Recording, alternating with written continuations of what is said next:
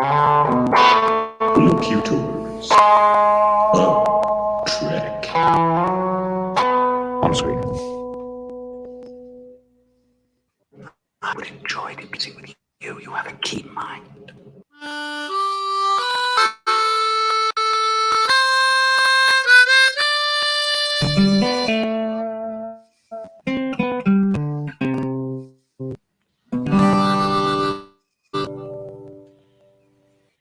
Hello and welcome to Debate 9 with your plain simple debaters, locutors, Tailors, Davan and Dave. Live long and prosper. That's us. Oh yeah. And our guest debater tonight is someone who's defeated me in debates of another kind. Adam Woodward, Enterprise at 8, Live Long and Podcast, and what you guys call your Discovery show. Whatever we call it, but it's fun. It's good to see you guys.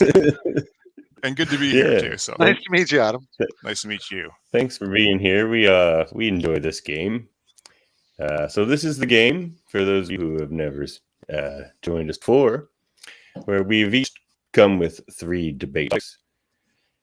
So we will all be debate master, debater, and sometimes you can decide your own fate in this game. There's even politics involved for this reason. There's a little bit of everything. It's very Federation, and Dave, as Dave says, a little fun in its nature. And I think I'll tell it right because it is debating. Yeah, truth to be won, exactly. Yeah. So All right. let's get going here, I guess. So I'll be debate master first. Okay. Being on the top left and all. Top So left privilege. the first 1 second, Dallas. Talk amongst Still- yourselves. Kind of choppy there, Davan. Am I really? Little bit. There's a little bit No. of clipping going on. Yeah. A little bit of clip, say. No. 1 second. You know what? I do not have. Came woefully unprepared for this, I think. I don't think I have my trusty buzzer. Oh no! Where is trusty buzzer? I have my. Did you lose it in the timer I move? can run here. Yeah, I think I might have lost it in the move. To yourselves, fellas. Okay. I can set up a little stopwatch here for 30 and then 15 seconds. Timer. Timer, I suppose. Wouldn't it be?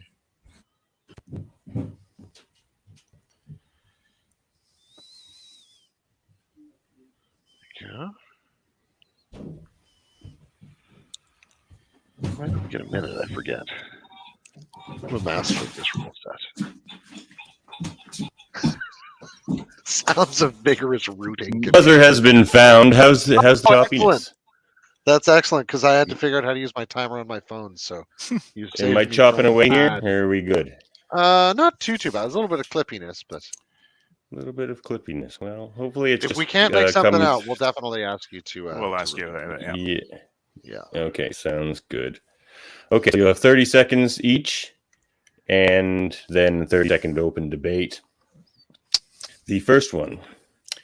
Be it resolved, it is better to have an Orion control your finances than a Ferengi. Adam, you will be arguing for this. 30 seconds, starting now.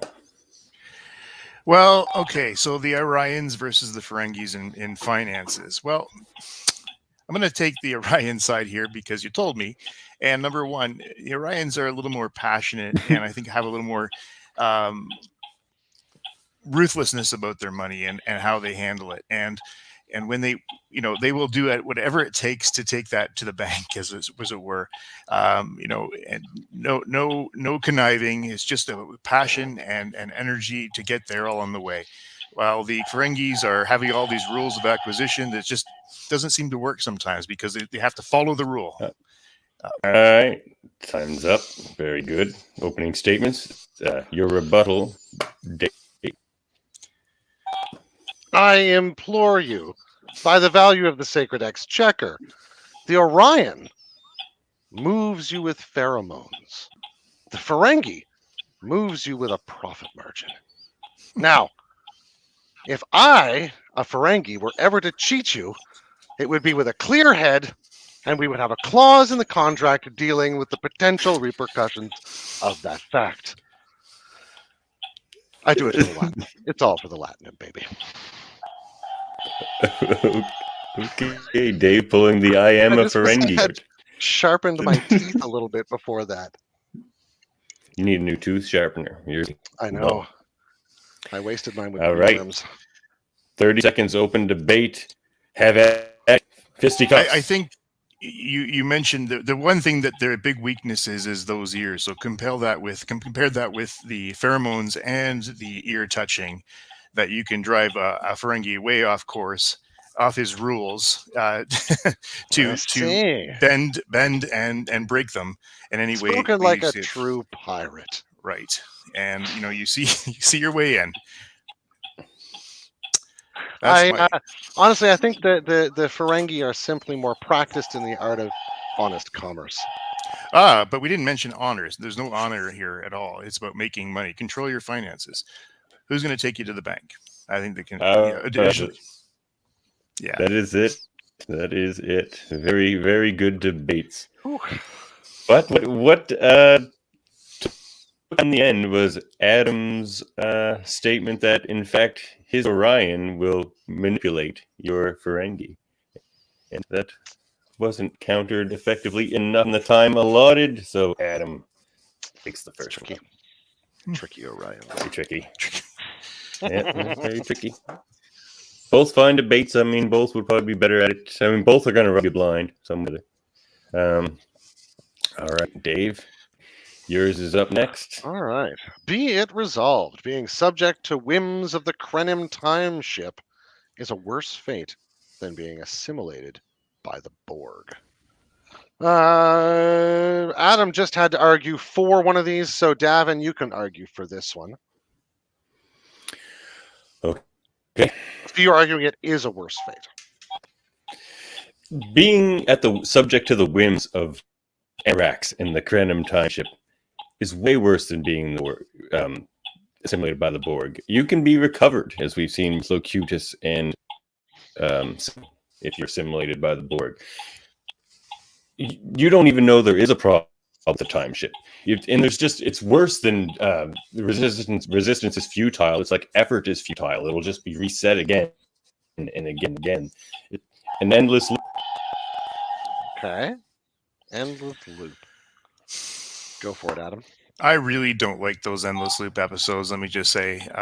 But I'll start off by saying assimilation is awful, simply because you still do have awareness when your soul and your being is taken away to you. If you're just unaware of a continuous loop, what are you missing out? You're just going through it again and again and again. I just don't buy it. I think, and then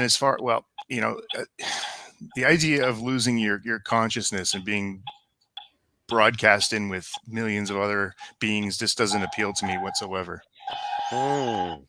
So I'm hearing sort of themes developing here. On the one side, there's this sort of notion of futility. On the other side, there's the profundity of the violation that is assimilation by the Borg, if I'm hearing you rightly. So let's have a bit of 30-second back and forth. You mentioned it right away. Please, go ahead. No, I'm saying it's not an endless loop of like the same thing, because as we've seen in the Year of Hell, it can just keep worse and worse and worse. You still don't have a way out of it or know the loop going on, but it's just worse and worse. So there's that. But at least you're experiencing it for the first time, regardless. While you're experiencing assimilation for the first time. Yeah, but you mentioned that there's a way out of it, and very few cases of a way out. I mean, just look at Picard. I mean, we had Borg cubes of unfunctional Borgs walking around. I can't remember what they called them, but ex-Borg or something. But I just think that it's something when you lose your being, at least in the timeline, you can always be you. right. Oh, this is tough. I'm keeping score. I think in the end, Adam got me within the end. Like, you're gonna be you in the time stream things. That was a very good point. I Kind give of a point to convinced me Adam. too. God, Yep. it was really close Adam- until right there. Yep. Adam's coming in with the last minute hits. He's doing your strategy, Dave. Dave likes to That's save a nice right. verbal It's uppercut. because for I the have to handoff. keep going until I think of something good. Okay, so Well, that's the thing. That's the thing about this game. That's why I like it. All You right. get way different debates when you have to come up with it off the top of your head. mhm. Oh, for sure. All right, you're up next there, Adam. All right, be it resolved. Chris Pine is a better James T. Kirk than William Shatner, and I'm going to turn this over to Dave. So Chris Pine is the better Kirk. Okay. Got So your work am I cut out, on buddy. already? Are you Here it hitting it? is. Hit it. All right. Chris Pine, Hollywood darling, is an excellent Kirk. He had swagger. He embodied the feeling of James Kirk as a character and simultaneously demonstrated that it need not be tied to a single iconic actor presenting the part. He did a brilliant job of bringing what we love about Kirk into a fresh take on the timeline while extending his own self in it. Who played the better James Kirk? That's like saying who played better William Shatner. The thing we love about James T. Kirk, William Shatner. The things that I did, a couple moments, and one was just like the first movie. He's just like, "Oh, take us away." And that was like the one time he felt like the most Shatner, and that's why it was his best delivery and best line. It's one of the most performance of Kirk is one of the most iconic characters in the history of television and cinema. His portrayal. Okay, so Okay. let's leave it to the rebuttals to see who can take this home, because both of you are compelling so far. Okay. All right. Well, the thing that Pine manages to do that Shatner doesn't is escape being William Shatner. This. Why would you want to as- escape such a thing? It's like one of the personalities. Why would you I want to think escape George that? Takei That's the problem could with be brought Pine. on He screen does to talk escape about his have big points. personality. He absolutely does. He little gets away personality. from the idiosyncrasies of Kirk and gets into, or that Shatner gets into the beauties of Kirk. Okay, I'm giving this to Dave, and I'll tell you why. A couple things. The word, the things that you love about Kirk. You know, there's a lot we don't love about Kirk, but I think that Chris Pine did sorry, Dave, you called it out. He did a great job of extracting the best of what William Shatner does in that role and making it his own, honestly. And yes, there was definitely some copycatting and stuff like that, but he did a brilliant Shatner doing Kirk, in my opinion, as well. So, Dave, point goes to you. Well, I mean, it's a standing on the shoulders of giants argument, ultimately, right? I mean, I the actually house like it. can't He's my stand without favorite of that Shatner. new cast. So I'm Oh, not for going to sure. ban too much. That's a good question, actually, for maybe trivial debate sometime, because it's a bigger. Because you could go the whole cast on that, and I love 2009 Star Trek. I think it was one of the best movies. Honestly, I'll literally watch. I like that Carl one. So, yeah, Dread is one of the greatest modern films, honestly. So I don't like what they did with the whole Bones thing. Nickname. I thought it was dumbing it down for the other bit much, but that's fine. All right, Becky.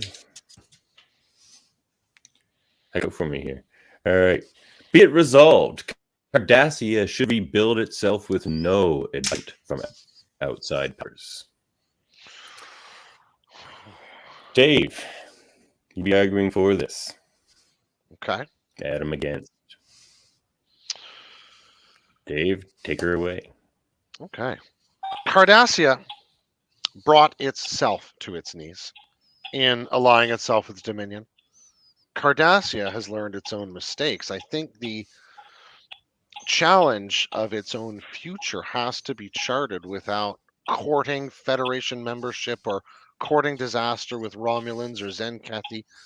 Cardassia needs to find its own way, particularly after the Dominion War. And as it's in no military position to harangue anyone else, it should be left so. Okay. Adam, rebuttal. Okay, imagine your ability to start over. And maybe you've seen lots of things and external factors towards you, but you have the ability to pick and choose the best of different cultures, different societies, and bring them into yours and make them your own. I think that one of the problems is that they were going in their own direction. Yes, they were influenced, but they were going in their own direction and needed some help. And maybe at this time they can take the best of Federation worlds to develop their own culture and their own history going forward. That sounds like a delightful This is gonna have Federation to- diplomatic ploy. All right, have it out. I think this one's going to be bloody. Go. Oh, the Federation would like that, wouldn't it? Sink its little root beer claws into Yes, I mean, Cardassia. that's exactly what the Federation does. It's taking the best of everything and harmonizing it in one place, and adapting and trying to bring cultures into them, as well as expanding and showing that their own culture. Bring in, is it? Mhm. That might encounter resistance on Cardassia Prime. It may, however, we've been down this road before. Oh, man, Adam, you killed that one. Adam gets the point. Just That was beautiful. Killed That that was one. really lovely. yeah. Yeah. Yep. Wow. I see. I brought us in a ringer here, Dave. It's true. Don't mess around. Running away with this. I don't know. I feel like I'm going to be on a losing streak here soon. Cousin Jeff won the last one. Basically, we're doing our defending the honor of Locutors of Trek here, and we keep getting beat by Live Long Podcast. So. All right. It's 2 against 1. No, I'm just kidding. Whew. All right. Just like the Cardassians, All we right. locked ourselves into this one. Exactly. All right. Dave. So, be it resolved, the existence of a spatial trajector on the Borg reclamation site, now landed on Capelia Station, means that the second-gen Sung-type flesh droids could become the new Iconians. Adam, I'll have you This argue one's- for this. Oh my God. Okay. Oh, this one sounds good. I think I have a chance here. No. Yeah. Adam, we probably go. do.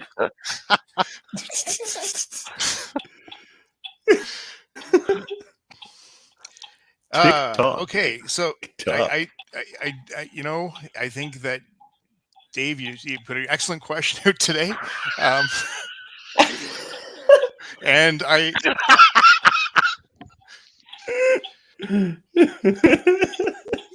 I'm just reading the question again. The existence of the spatial trajectory on the Borg reclamation site now compared to Capelia, okay, means that the second generation. Yes, okay, and thank you very much. I'll give you another second. All right, yeah, when, let's No, go, no, yeah, go let's- ahead. Go ahead. Go for it. I'm good. No. I'm Go, good. go. All right. Here's my rebuttal then. I might be able to rebut his argument. Yeah, maybe. Take it with Oh, all right. So I'm arguing it won't be the new Iconians. Yes, that's Well, right. the reason that is because the Iconians could literally travel to any point that we know of in the galaxy, and that's not quite what the spatial trajectory is. I mean, they can do quite a few light years. I mean, I think it's like 50 light years a second or something like that. Quite a lot. But we also don't know that they have the same type of tensions as the Iconians. Okay. Okay, so now that I get some context here, I think that the Borg, if you're going to say that they're the new Iconians, that's actually quite frightful. Not the race of Borg, conquerors. the Soong type fleshlights are. Those ones True, from Picard. but Yeah. the soon type flesh droids could become that a conquering race as well. And I that again, not something we really would want in the Federation at this point. We've been through wars, we've been through the Borg. Now it's time to settle things down a little bit. And I'm not sure I'd be in favor of second generation. And they're not who are- they're not a species either. They're just a small group of people. We can make Not them. a species. Interesting. Well, I suppose we don't know. I mean, as in a what planet, androids isn't it do. like a planet? But yeah. Right, right. So this Hey, was, hey, Paul. admittedly, a pretty weird question. I just remembered likes his weird the term spatial trajectory. I'm like, oh, I'm making a question about that. So the challenge is, what would the intention of the Sung type androids be? Right, and I think that's the question that we're kind of dancing around a little bit. In this case, I'm going to give the point to Davan. Please.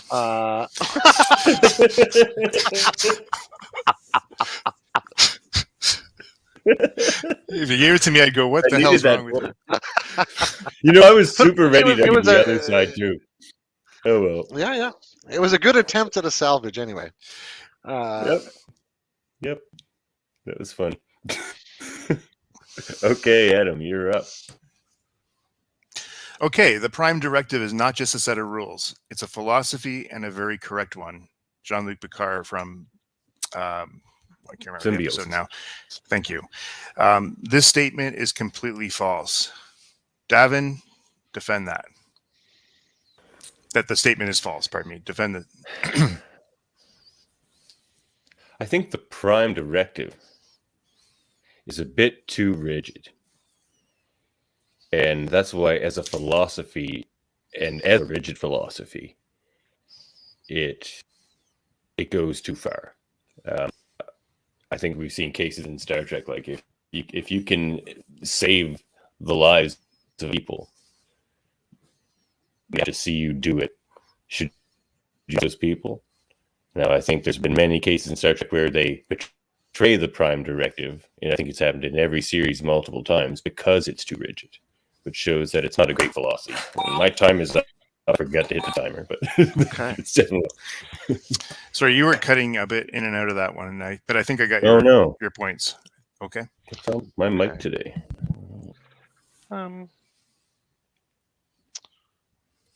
Am I okay to start? Yes, please. Okay, great. The Prime Directive is precisely because it can be disobeyed a philosophy more than a set of rules. Sure, there's a set of written down principles and directives, and there's the Starfleet Charter and all sorts of stuff. But the essence of the thing is the spirit of discovery and the spirit of wonder at existence, and particularly at life in all its articulation and its beauty. In that sense, the Prime Directive is an orientation toward the rightness of lives in their own context. Okay. Let's go to rebuttals. Sure. 30 seconds on the clock. But the quote from Jean-Luc Picard is, "It's not just a set of rules; it is a philosophy." Yeah, But precisely. also a set of rules. But also Yeah. a set of rules. That starts. It is Right. a set of rules. It's a rule. Absolutely. What's the point of a rule if the point is to make it? It's to So- cultivate our own judgment, our own directedness toward beings in a way that's compassionate, but also wise. So when we break think those rules, we have to look and account for what our reasoning was and what our actual process. I think what we was. see Star Trek is Like Data the does with universe is Picard, more complex Picard than does that. with Data. You remember the It's more episode Pen Pal? I Decisions think. need more complexity to them. Mhm. In for a penny, in for a pound. Remember that? Exactly. Okay. Yeah. This is a debate I would actually love to have a discussion with you guys over dinner some night, because Oh, this would be a Wait, great oh, long. sure. Oh yeah, way more here. We'll do a than- long. than- We'll bring you in for a long form. yeah. that would actually be awesome. And Yeah, we'll- Davan, while I kind of agree with your side, I'm going with Dave because I think he just had a great argument and was able to bring it home. yeah. Thank you.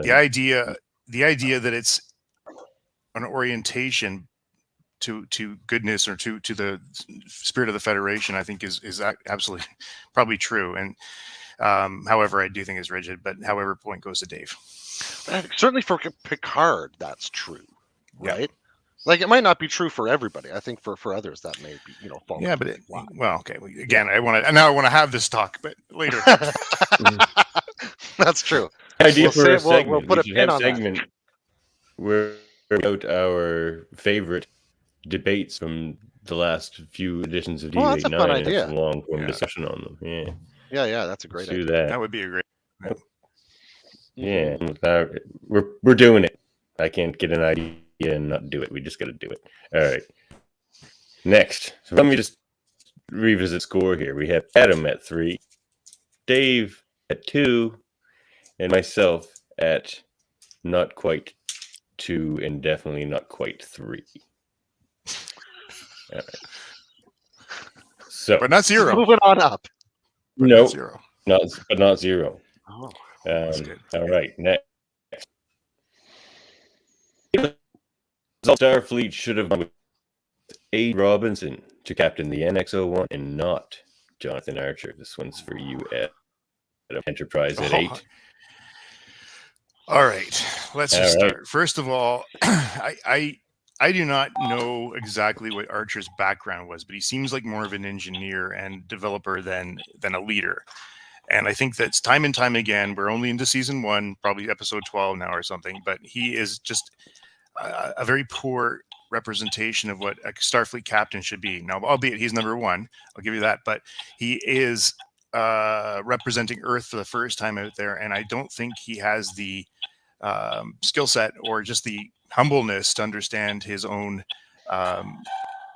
failures or limitations. Okay. The anti-Archer argument more than the pro-G argument. All right. It still works. It's meaning that anybody is better than Archer. Oh, that's one of those final now uppercuts to that's save for a the end. good body shot But right anyway, there. I think you just wasted his uppercut. All right, Dave. 30 seconds. Well, to you. I'll try and recover from that liver punch and point out that I think in strict terms, if you lay anybody's life out on a table, it's going to be a steaming mess. Whoa. A.G. Robinson was a great pilot, great leader, good officer. I think what set Jonathan Archer apart wasn't any of those qualities. It was the sense in which he embodied the spirit of humanity at the time, struggling to demonstrate its own possibility and potential in a galaxy against that ceiling they feel like the Vulcans have set. I think that the problem with Archer is his actually racism that he has against the Vulcans, and he's and that in itself just limits him because he goes into outer space with prejudices in his mind, and he just, even with his first officer, he can't see around that, and it's taken time, and I don't think he has the spirit of exploration in his mind if he's already got these preset prejudices. Yeah, he's really got to get the scales knocked off his eyes, right? And I think that's part of what humanity's doing at the time too. I think he's more like an emblem than the best practical fit. You know, you and I are agreed on the fact, I think, that he's not maybe the best program related, like in terms of the NX-01 program. I think we agree that he's not like the best guy to choose. Oh, yeah, that was a pretty little spin you had to put on that at the end. Now I think about it. So is it the better to be an emblem or better to be the most practical choice? Oh, I like that emblem argument. Dave, I'm giving it to you. You got me waxing all poetical here, man. Yeah, because I agree that might have a more resonant effect through Starfleet and through humanity, getting their humbleness knocked into them a bit and like their prejudices knocked out them. I think that was. Although, an interesting convincing. question would be whether Robinson going out there might have avoided what happened to Florida somehow. Like, I don't know. Maybe that was just inevitable, right? Because that's one of those moments in the show that's just like, that just really marks a dividing line, Literally. Yeah, quite literally. There's not two Floras there. Right. I call it Cuba 1 and Cuba 2,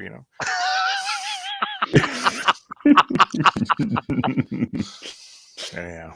That's right. East and West Everglades. That's right. All right. Well, now we tie at 3, and I need to win these next 2 just to tie you guys. So All right. Time to break up the big arguments. Okay. Dave, to you. Okay, so in Voyager, Season 2, Episode 23, The Thaw, Janeway remarks that Starfleet used to use linked VR stasis chambers for crews on long space flights. Be it resolved, Starfleet should use something like the Argrathi model of digital corrections. Now, my last question was weird and complicated. Before we begin, I'm not going to assign anything. Do we want to clear up anything about the question before we start? Yes. Okay. So the Thaw is the episode with like the creepy clown Right.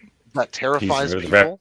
Yeah, Reputation that's of not what's got me here. It's what's the model, the Argrathi model. The Argrathi model. That's from Hard Time on Deep Space Nine.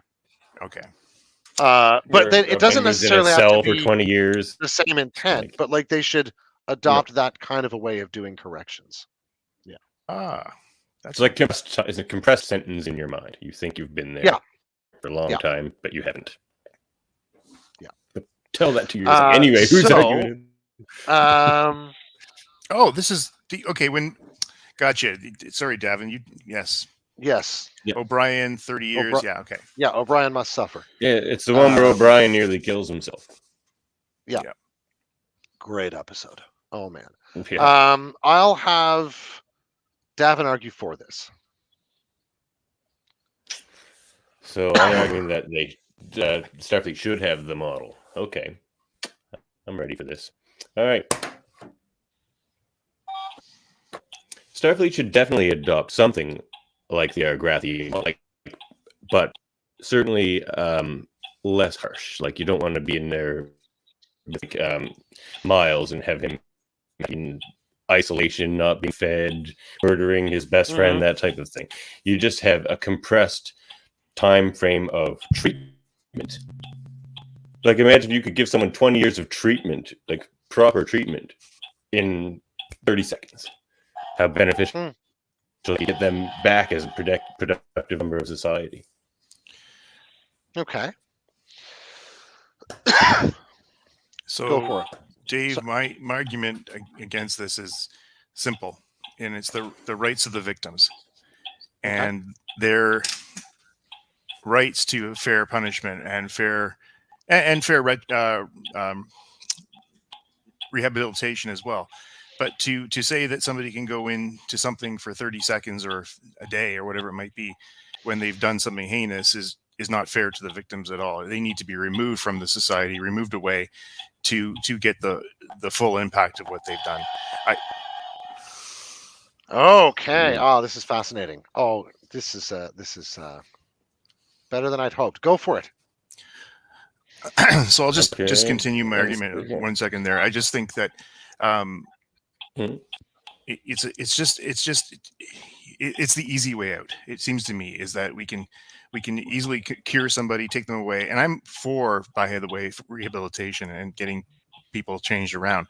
And I think there can be a compromise here, but there still has to be a punishment, and never mind in the person's mind. This is beyond, and I'm again I go back to the victims. Davan, over to you. Is it more important the speedy rehabilitation or the punishment?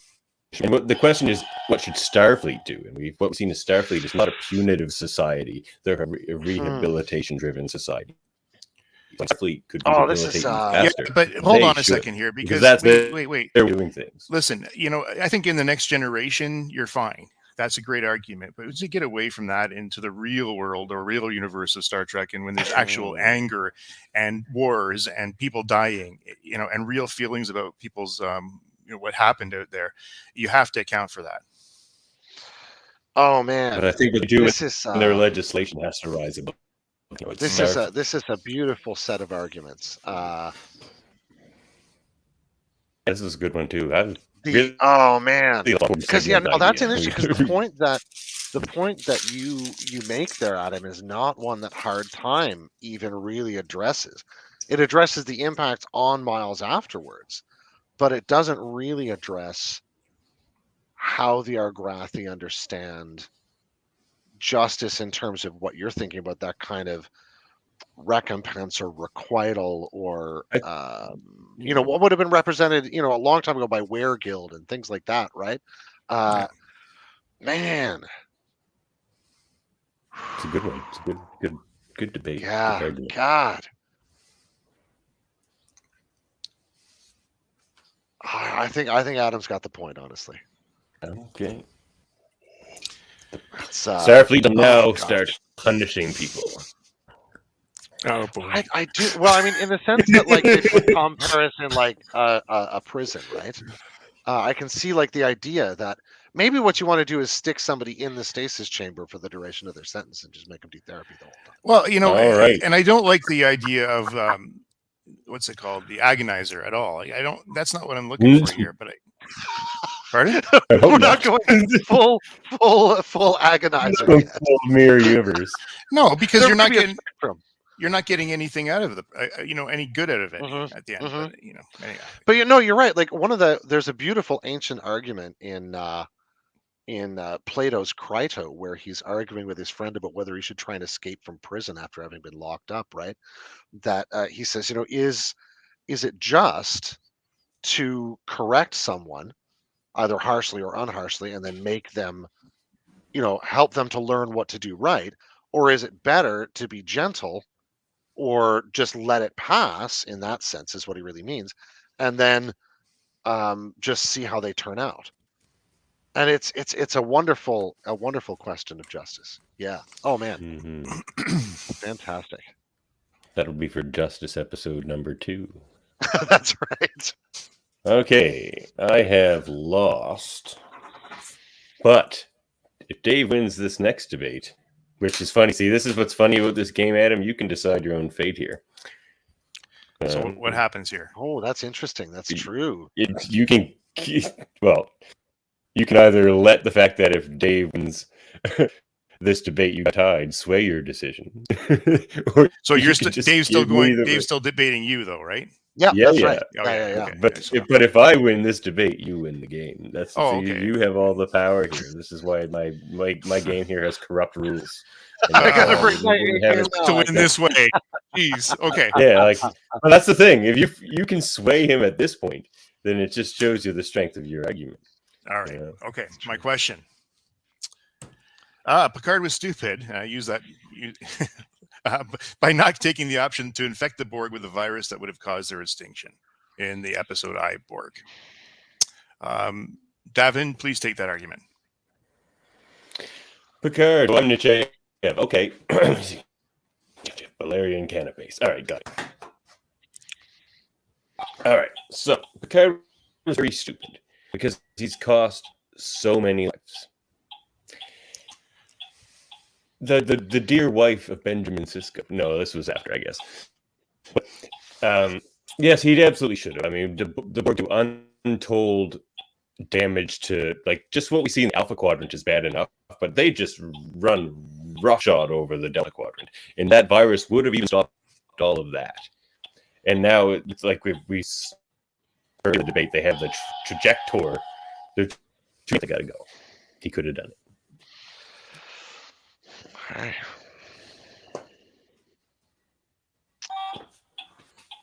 Picard wasn't stupid for not taking the option. Picard was Starfleet for not taking the option. Like I said, stupid. Sorry. You have infected me with laughter as a virus.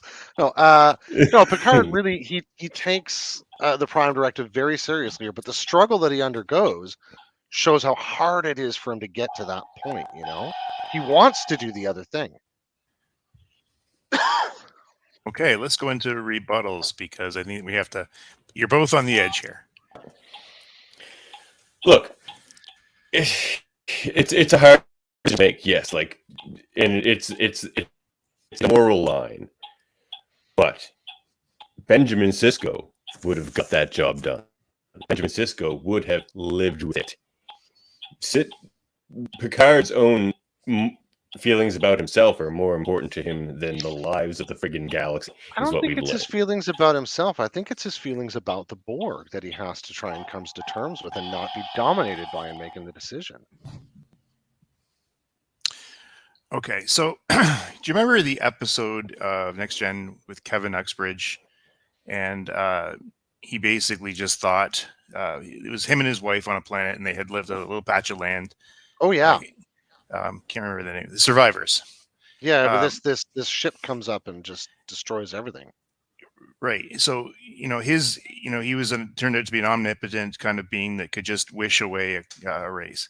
And I remember watching that at the time and thinking, that's something else. Like, can you imagine wishing away Nazi Germany or wishing away Sure. anything? But that's power. But at the same time, Picard has this, I think, and this is what's beautiful about Picard, is his sense of more than himself or more than the Federation, and just the sense of morality, I think. Now, however, I think, Davan, you're absolutely right in the end, and I'm going to give you the point to you, is because it was a silly mistake. It, ultimately cost billions of lives, and in this case, the good of the many. Cisco would have done it. Yeah, no, And Cisco. Cisco's my captain. You're right about Cisco for sure. But And on the other hand, yeah. it made great TV for us and movies for a long time ago. So That's true. Yeah. And podcasts. yes, sir. Well, Adam, now the second person in Debate 9 history to give themselves the win. It's a I don't know. I did? think I gave you gave myself him the win? Davin. yeah, see, No, and everyone always forgets that's what they're doing. But I yeah, No, no, forgot. no. I thought I was giving myself a tie. Whoa. Or, Yeah, see? okay, well. No. Yeah. It was a good argument, man. I think that he came by that win honestly on your account. yeah. Yeah, man. Well, that Well, was what fun. another. We have another champion. We're racking up champions here on Debate 9. We don't. Geez, I don't even know if I don't think we have a two-time winner yet. Actually. I would love the opportunity to go explore these topics further, though, with you guys.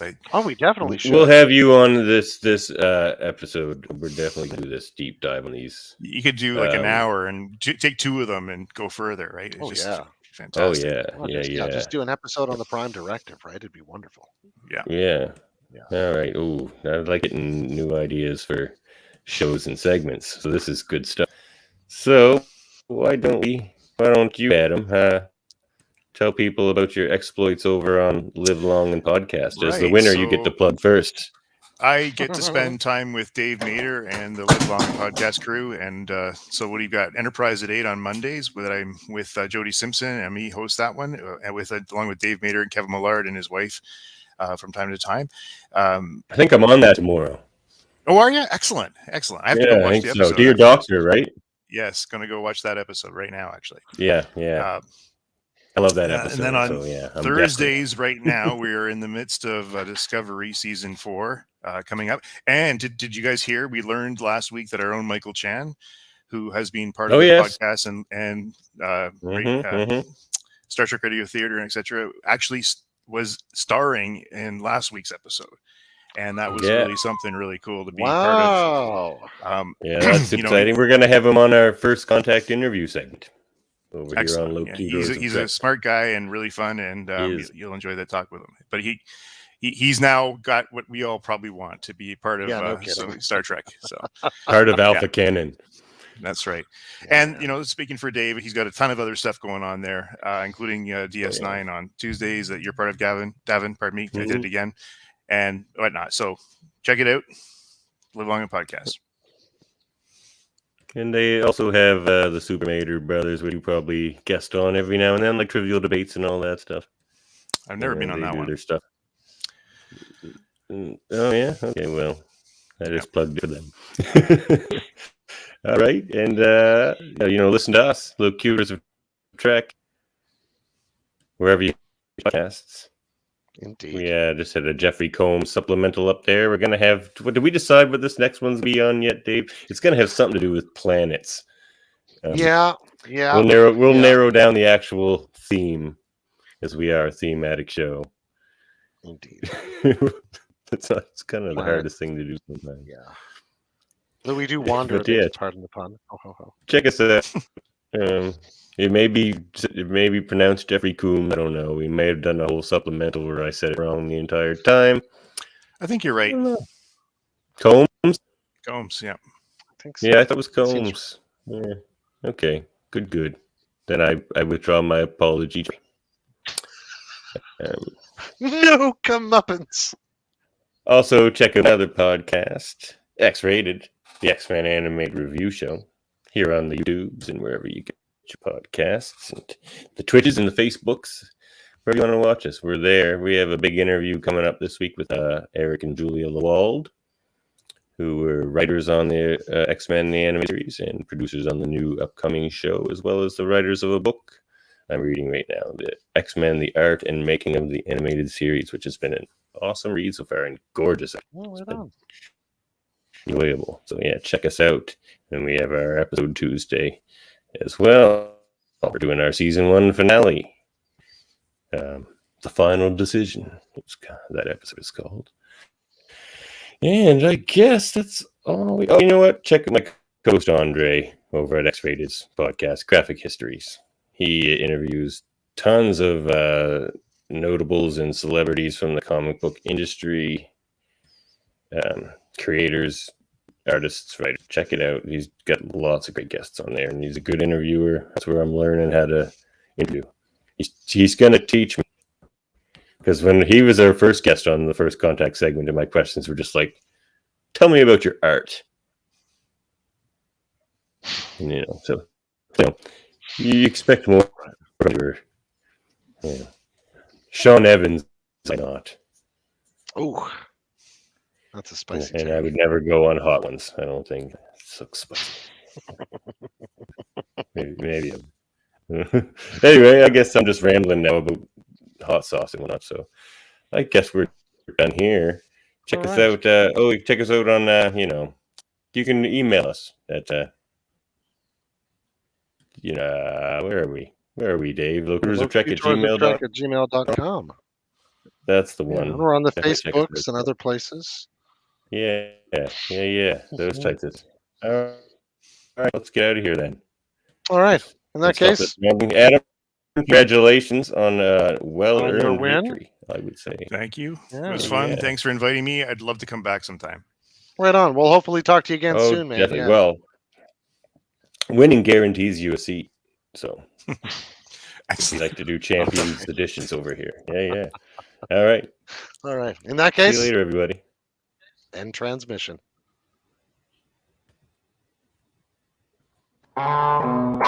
Locutors.